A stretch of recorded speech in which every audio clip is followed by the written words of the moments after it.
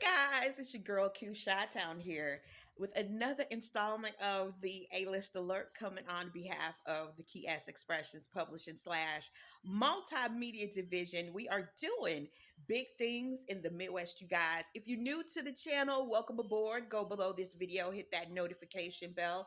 That way you know when I do new uploads. If you are a returning viewer, thank you so much.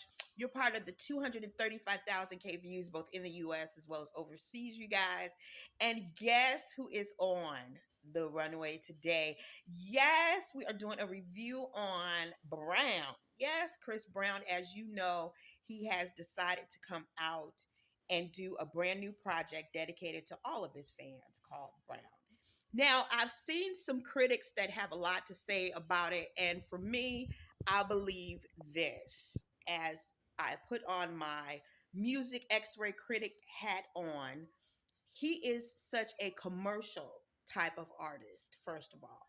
So he just doesn't do R&B music, and I really believe that we have been desensitized when it comes to romance, when it comes to the boy next door falling in love and finding his significant other. I believe that the traffic has been so over come with hip hop.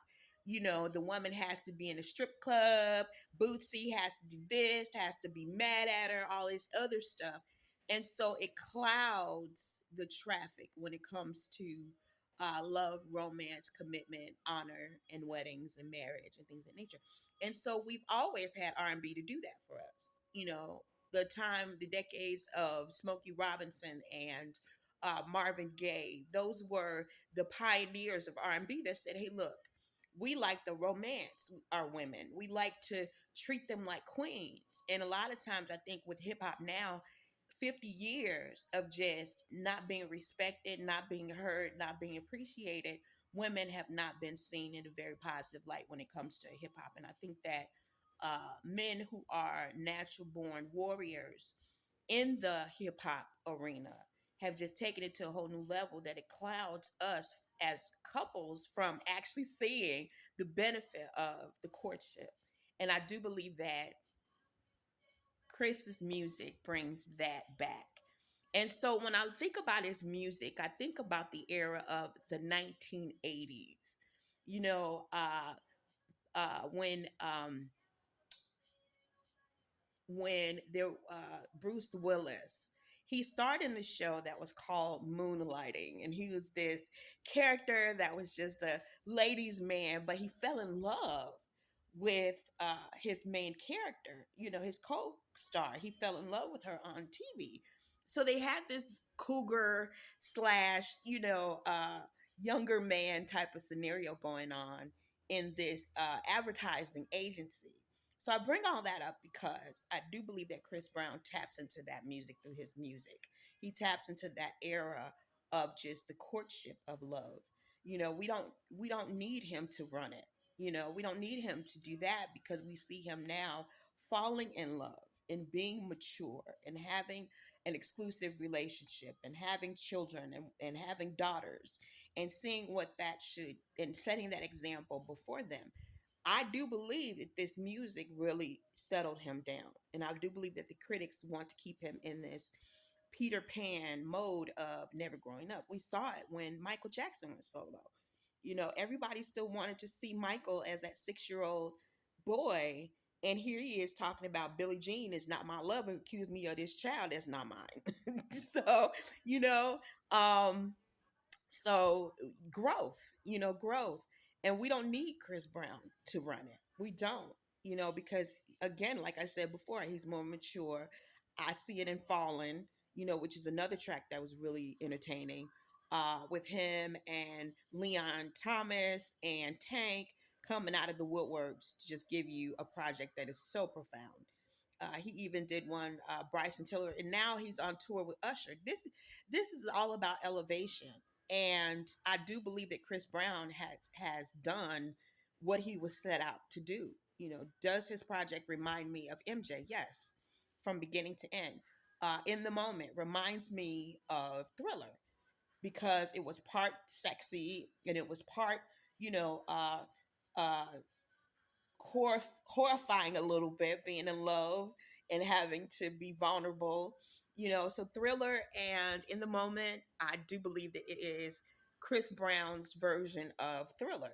I do believe that in 2026 with the facial makeup and everybody's on one accord when they dance, and then even the sexy part with the dancers. I do believe that all portions of that points back to Thriller. And MJ did the same thing with the little girl in the beginning. They're going to the movies, little date part, and then all of a sudden he changes and Thriller is born. And so I do believe that to parallel those two projects is right on spot. It's right on it. So I just let me know what you guys think in the comments. Do you think that uh Brown has been one of the most monumental projects out there? Do you believe that he needs to do something else? Let me know in the comments what you guys think about Brown, the project. Also, he's just versatile like that. He knows that he's not just doing, music for the African American community. He has to expand his reach. And so I think that everybody will see it as a tribute to MJ as well. And, Leave Me Alone. The whole thing when MJ had his song as well. So go out there and take a listen for yourself, see what you think, and then leave me a comment to let me know. Let's get the conversation started. Did you like Brown? Have you reviewed Brown? Do you feel that he should go back and do other projects? Oh, I also wanted to bring up the track that he did with Sexy Red and Glorilla. This is the thing. He didn't need Sexy Red in that project. He really didn't.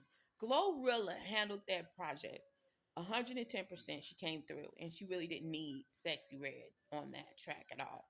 So just giving tribute to Chris Brown, giving him a little bit of encouragement to let him know that his project was spot on. Now they're saying that he's doing a duplex, a duplex album.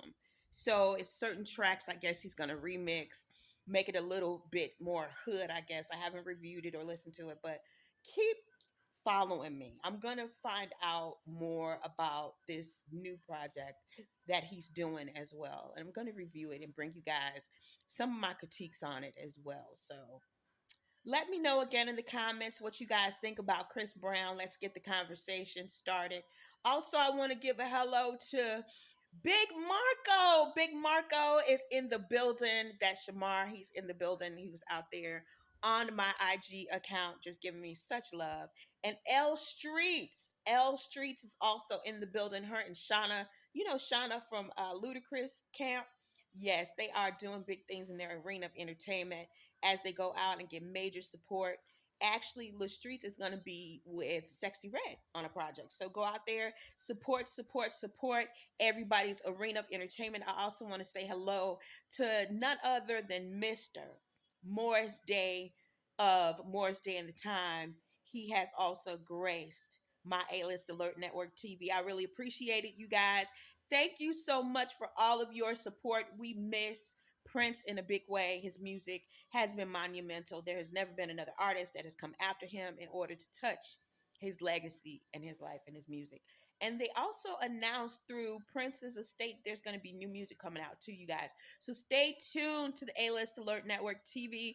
I want to give a shout out to Sweet Juices 23 as well as I Am Martina Lynch. They were in the building. I love you guys so much. Thank you again. And remember, ladies, if you are a part of the Curve Nation, are we little girls? Hell no. So do we tap on doors? Hell no. If you are a part of the Curve Nation, ladies, remember to kick that bitch off the hinges. Love you guys. Take care. Bye.